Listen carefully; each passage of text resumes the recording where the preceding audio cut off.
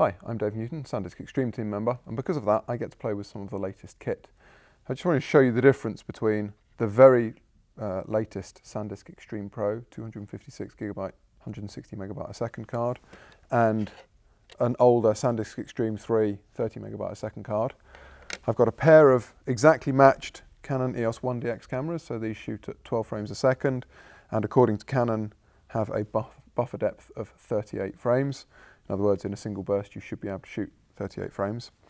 And I've set them up exactly the same. They're both shooting RAW, they're both manually set to 1,000th of a second, f2.8 so the aperture doesn't have to close down, and both ISO 100.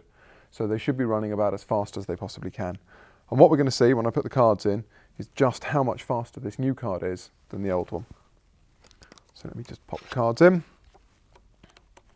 Both cards have been formatted in the cameras as well, so we know that the file systems are all set up and they're good to go.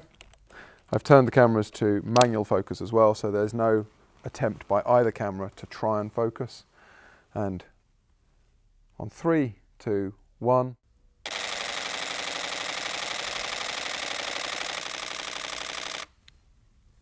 So we saw that the camera on the right with the faster card kept shooting for substantially longer. If I turn them round, on the right is the fast card, on the left is the slow card.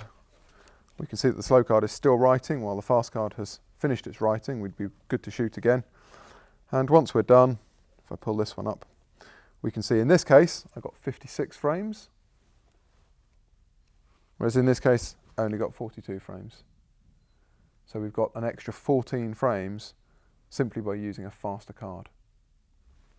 That's the power and the difference of these new cards to the older ones. The SanDisk cards, the fast cards are the only thing that can actually improve the performance of your camera.